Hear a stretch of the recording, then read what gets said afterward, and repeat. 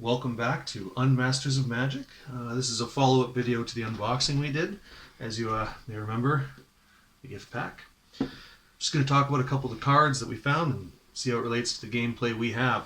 So I'm going to start with the commons, work way up to the uncommons, rares, mythics, etc. First one I want to talk about, Bake into a Pie. 4 mana, instant, destroy target creature, create a food.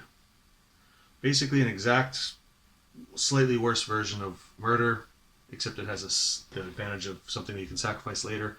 It counts as an artifact.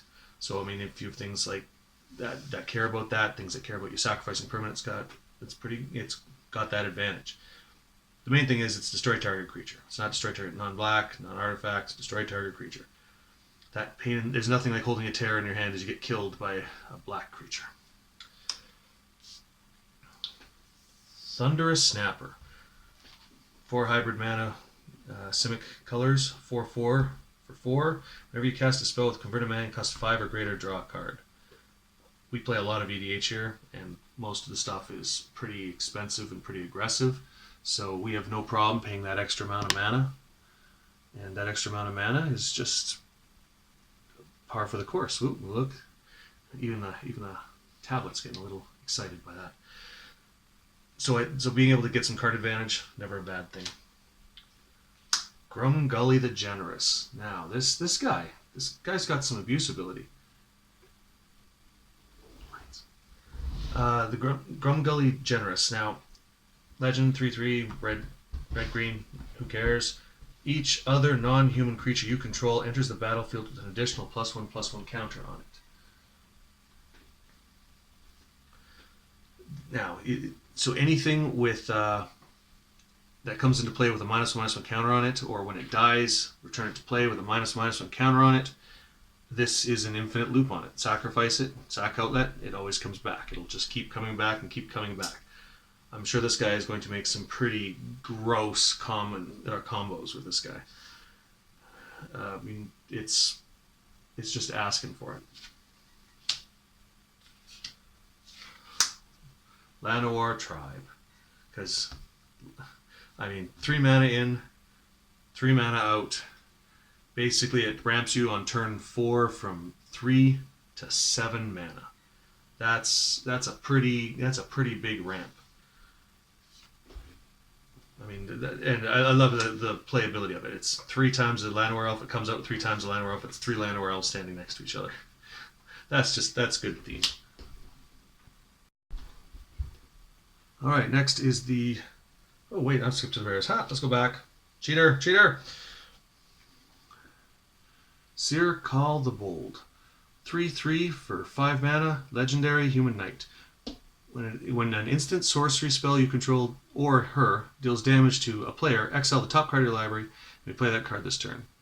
Limited card draw, but getting extra cards is never a bad thing, especially in red, which is a color that's terrible at card draw.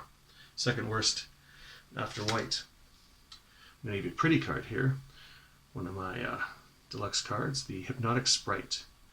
I mean, it's a counter target spell with converted mana cost 3 or less. Not great in EDH, but pretty beastly in any sort of modern format, because there's a lot of 3 casting cost or less cards that basically just keys to the combo. And on top of that, you get a 2/1 body that flies. Back to the rares. Stonecoil Serpent. X casting cost 0/0 reach, trample, protection from multicolored. Again, in EDH there's a lot of multicolored, especially generals, because who wants a monocolored deck in EDH if you can help it. Enters the battlefield with X+1/+1 counters on it, so great early, great late. And reach and trample are never anything to unappreciate. Nothing like being able to block the guy's flyer. Fires of Invention. A little bit of glare there. It's an enchantment for 4. You can cast spells only during your turn. You can cast no more than 2 spells each turn. You may cast spells with converted mana cost less or equal the number of lands you control without paying their cost. This card screams to me that it's going to be abused. I haven't figured out a way of doing it yet, but I haven't really sat down and tried. But it just screams that you're going to be able to do. I mean, you're going to get to cast 2 things a turn. and you're just going to get to do them for free. Plus, you can do anything with activation costs. So I'm thinking that a deck based around having a ton of mana for activation costs, and this guy getting him to play for free. I haven't put enough thought into it, but it's really intriguing. Mirror Maid. And I got the nice, pretty borderless version. You may have Mirror Maid enter the battlefield as a copy of artifact or enchantment on the battlefield. This card. This card is great for EDH. There is some of the most important things to get rid of that the opponents are going to play are enchantments and artifacts. Some of the best cards you're going to play are enchantments or artifacts. Your opponent has an omnipotence in play. Now he's probably already killed you if he does, but now you have an omnipotence. You have so much opportunity to get some great cards that your opponents have. And it's only 3 mana to do it. Outlaws of Merriment.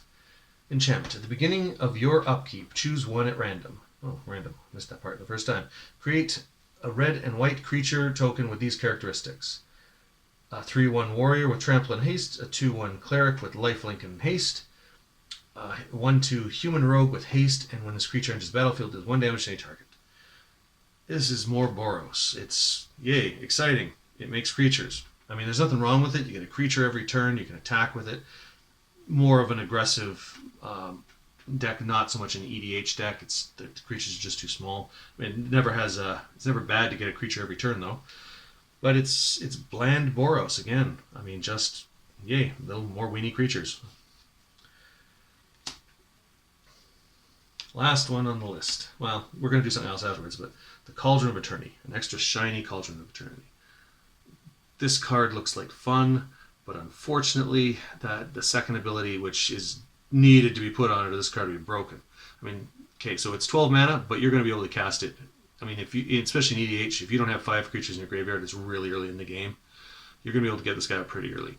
3 mana, tap, pay 2 life, return target creature card from your graveyard to the battlefield, activate this ability. Only anytime you can cast a sorcery. That is cheap recursion. In EDH, you got 40 life, assuming you have no lifelink. You'll be able to cast everything. The downside, whenever a creature you control dies, put it on the bottom of its owner's library. Oh, that's great once you combo off. Like if you put this card into play for 2 black mana, tap it, put your stuff into play, maybe have some way of untapping it 10 or 20 times and hasting it. That's pretty much the way it works, because if you don't, your combos are done, because anything that dies, you're no longer be able to recur. So, I mean, you can't really put it in a recursion deck. This would have to be the card for recursion, because it kills any of your other recursion cards, makes them pointless. If you don't have any recursion in the deck, and this is the way you want to go, or you have like one other recursion EDH deck, which, I mean, you have a 1% chance of drawing it, this one gives you a better chance, and it's a pretty good recursion on its own. I mean, you're going to get your best creatures back, and you're going to get to do it to do every other one you have. Now we're going to do a couple quick comparisons.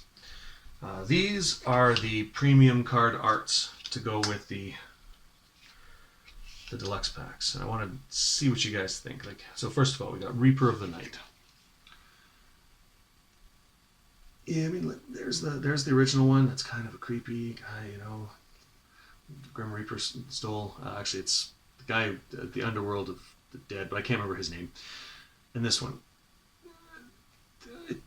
sorry, this one looks better. I mean, the original art looks better. It does not seem to get anything from this gold trim.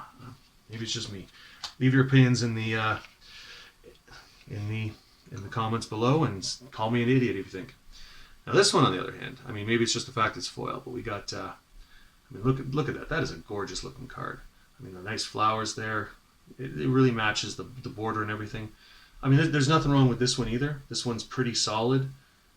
I mean, I'm not an art fan, but there's nothing wrong with that one. I think this one just adds a little bit to it. What do you guys think? I mean, the obvious one is this, the Piper of the Swarm. I mean, everybody's got this one in the pack, and it's one of the pre-con promo cards.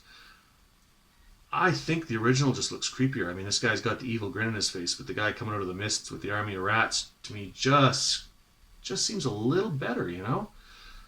It just seems a little creepier and a little more, this guy's got a bunch of deadly rats that are going to eat me. Well, I don't know. Leave your opinions in the comments below and see what it is. I just like to point out that my best card I got in all those packs was a Gilded Goose foil. And this guy, I mean, 0/2 flying for 1 green mana. It's basically a slightly tougher Birds of Paradise. That's the good news. The bad news. Or then an enters battlefield with a food token. Good news. Tap, sacrifice a food token, add 1 green mana to your mana pool. Okay, so turn 2, you get them out turn 1. Turn 2, you have your 1 mana acceleration. Turn 2, you have 3 mana. But after that, it's a 0/2 body. I mean, eventually you'll be able to put 2 mana into it when you're not doing anything else, but let's be clear, in Modern, you have your turn 1 is set, your turn 2. This guy's great because he gets you to your turn 3 faster than your turn 2. But after that, he's literally just a 0/2 because when is the next time in that kind of format are you going to have 2 mana left over to, we'll just reload him? Because he can't even reuse the ability that turn. If it was 2 and Poly create a food token, be awesome. 2 and tap means you can waste your turn 4 to get an acceleration on turn 6. Or turn 5 to get to turn 6. I just don't get it. Maybe I'm missing something. Again, put it into the comments. It's kind of, the theme is kind of cool though, you know, Gilded Goose, Golden Egg. They really went really good on this set with the themes, and that is definitely a nice touch on the set. But let me know what you guys think, and see you next time on Unmasters of Magic.